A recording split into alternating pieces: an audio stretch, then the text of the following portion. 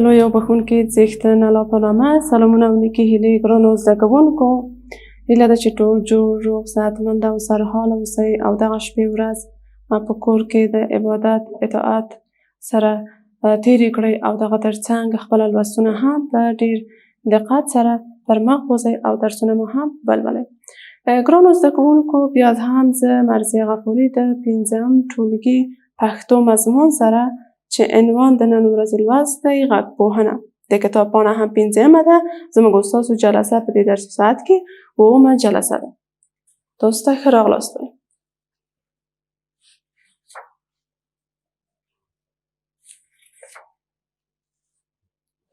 د بسم الله الرحمن الرحیم په ویلو سره لوست پیلوو. نن ورځې لوست دی دریم لوست. عنوان مو څه شی دی؟ غږ پوهنه. زموږ د نن ورځې عنوان له څو تورو څخه جوړ دی؟ 1 2 3 4 5 6 7. ګرانو ماشومانو تاسو په دې پوه شوئ چې نن ورځې لوست غږ پوهنه دی او پاڼه مو هم ده پنځمه. ګرانو زده کوونکو اول باید تاسو ته ووایم چې په دې لوست کې زموږ موخه دا ده چې تاسو دغه متن لوستلی بشئ، لیکلی بشئ او د غږ پوهنې په معنا او مفهوم پوه شئ چې انشاءالله تاسو د دې لوست تر پایه پورې دغه موخې ته به ورسېږئ. لومړی تاسو ته دغه متن د مخه لولم بیا یې تشریح کوم. غږ پوهنه هغه پوهنه ده چې په ژبه کې د خبرو آوازونه څېړي. هغه پوهنه ده چې په ژبه کې د خبرو آوازونه څېړي. لکه مور، پلار، خور، ورور. د مور کلمه 3 غږونه یعنی میم، واو، ری لري. د پلار کلمه 4 غږونه پ، لام، الف، ری لري. د کاکا کلمه هم 4 غږونه یعنی کاف، الف، کاف، الف لري. او د ماما کلمه هم میم الف، میم الف دغه توري پکې راغلي دي. ګرانو زده کوونکو لومړی باید تاسو په څه شي باندې پوه شئ چې غږ څه ته وایي یا غږ پوهنه څه ته وایي. غږ هغه آواز چې موږ تاسو له خولې څخه یې وباسو. پوهنه هم یعنې په دې اړه پوهېدل، فهم، علم. غږ پوهنه هغه پوهنه ده چې په ژبه کې د خبرو آوازونه څېړي. موږ دلته وویل د کاکا په کلمه کې کاف الف، کاف الف. دلته څه شی شو؟ هغه آواز چې موږ د خولې څخه وویسته د هغه لیکلې بڼه دلته څه ده؟ کاف الف، کاف الف. دا توري دي. موږ په آوازو باندې نن بحث کوو. دلته موږ ته ښودلي دي چې د مور، پلار، خور، ورور. دلته دغه کلمې دي دی په تورو باندې اړولې دي.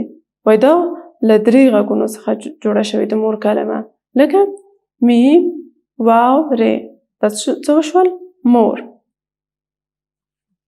د پلار کلمه 4 غږونه لري. پ، لام، الف، ری. دا څه وشول؟ پلار. همدغسې دلته تاسو ته زه نور توري ښکاره کوم. دلته وګورئ زی. دا څه دی؟ دا یو توری دی. هغه زه چې تلفظوم دا آواز دی. زما آواز دا سمبول دی. یعنی غږ چې زه راوباسم لکه چې وایمه زمری. ته په انځور کې هم تاسو زمری وینئ. زه کله چې تلفظوم دا آواز دی خو دغه لیکلې بڼه یې دا څه شی ده؟ په تورو باندې مې لیکلی زی، می، ری، یا. تاسو وګورئ زه تاسو ته دغه کلمه جدا جدا په تورو باندې اړوم.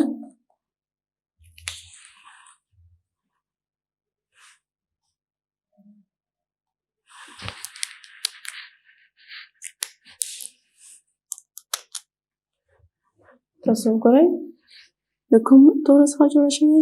زی، میم،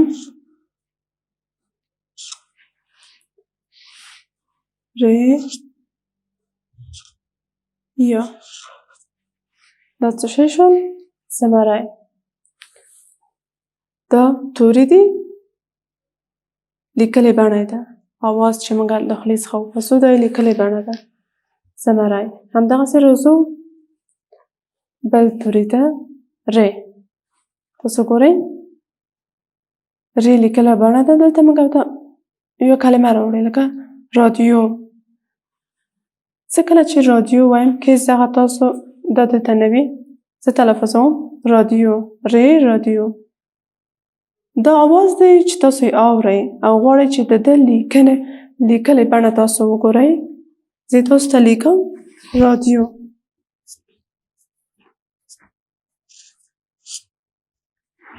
دا زه په تورو اړوم.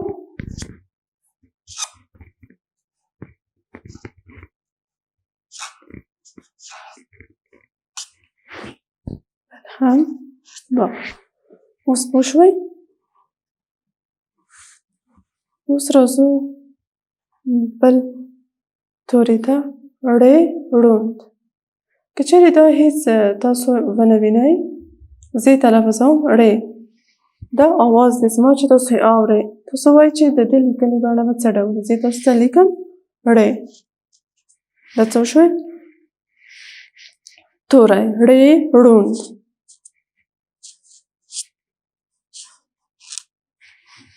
انشاءالله چې تاسو ته واضح شوي وي چې نن منظور د غږ پوهنې څخه څه دی.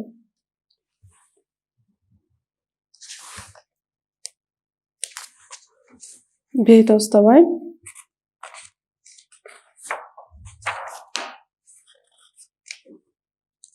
تاسو بیا هم متن ته وګورئ. غږ پوهنه. غږ پوهنه هغه پوهنه ده چې په ژبه کې د خبرو آوازونه څېړي. ما تاسو ته مثال درکړه ر رادیو. دلته رادیو د څو تورو څخه جوړه شوې وه؟ 1 2 3 4 5 تورو څخه. دلته د موږ منظور څه شی دی؟ د دغه تورو څخه چې دا د څو آوازو څخه جوړ دی یا د څو تورو څخه جوړ دی.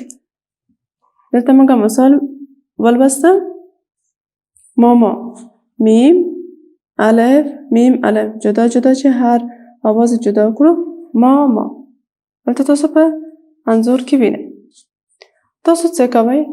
دغه د غږ پوهنې تعریف چې ویل هغه پوهنه ده چې په ژبه کې د خبرو آوازونه څېړي. دومره تعریف تاسو په خپلو کتابچو کې لیکئ. څو وارې لیکئ د دې لپاره چې تاسو ته هم لوستل اسانه شي او هم د ده املا زده شي. بیا وروسته د دې چې دغه په کتابچو کې ولیکل وروسته د هغه بیا کولی شئ تاسو د هرې یوې لپاره مثالونه یا کلمې ولیکئ لکه چې دلته په کتاب کې راغلي او یا هم ما تاسو ته په دې عنصرونو کې ښکاره کړل. دلته مې چې تاسو ته ښکاره کړل دغسې کولی شئ تاسو لومړی یوه کلمه ولیکئ بیا جدا جدا د هغې هر یوې آواز جدا جدا کولی شئ چې ولیکئ په کتابچو کې. دلته کلمې چې ویلي دي لکه مور پلار خور دا دې ته ورته کلمې نورې پیدا کوئ یا هم دې ته ورته هم نه وي ستاسو ته هر هغه کلمه یا هر هغه آواز چې تاسو ته اسانه وي کولی شئ هغه یا هغه آوازونه یا کلمې چې تاسو هره ورځ په خپله ورځني ژوند کې هغه کاروئ او تاسو ته ډېرې آشنا دي هغه هم کولی شئ په مثالونو کې ولیکئ. ځکه چې بیا راتلونکي لوست کې دغه ادبي اړخ باندې بحث کوو یعنې چې غږ پوهنه په ادبي اصطلاح کې موږ ورته څه وایو فونیم او ګرافیم په دې موضوع باندې بحث کوو. خو نن تاسو په همدغه درسي ساعت کې تاسو باید دومره پوه شئ چې غږ پوهنه هغه پوهنه ده چې په ژبه کې د خبرو آوازونه څېړي. غږ پوهنه هغه پوهنه ده چې په ژبه کې د خبرو آوازونه څېړي. لکه تاسو لومړی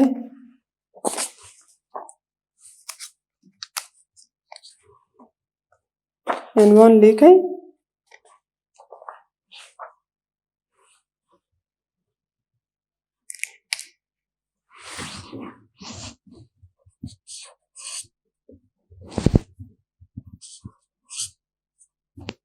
غږ پوهنه.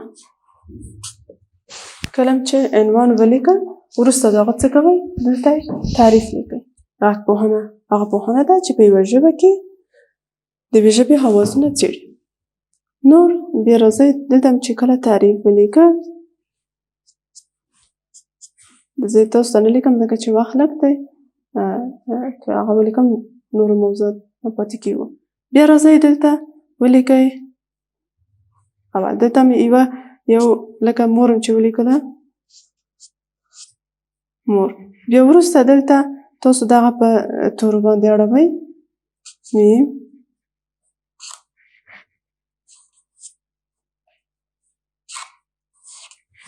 همدغسې راځئ بله شمېره لیکئ.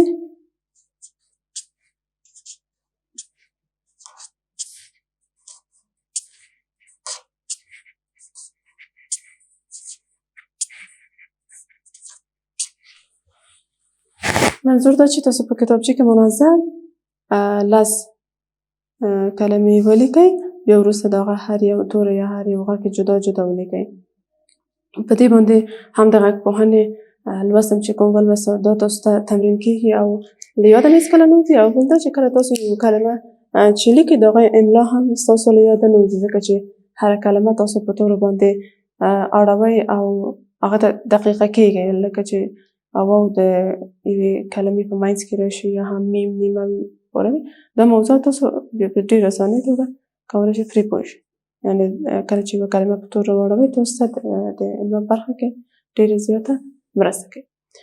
ګرانو زده کوونکو انشاءالله چې د غږ پوهنې په اصلي هدف او منظور تاسو پوه شوي چې زموږ نننی لوست څه په اړه و. بیا یې هم وایم غږ پوهنه هغه پوهنه ده چې په ژبه کې د خبرو آوازونه څېړي. دا تعریف له یاده کړئ. د هر ورته کلمې یا مثالونه نور هم په کتابچو کې ولیکئ. دا زموږ د نن ورځې لوست انشاءالله ستاسو زده شوی وي. هله مو مل شه. خدای په امان. ښه ورځ. بریالي اوسئ.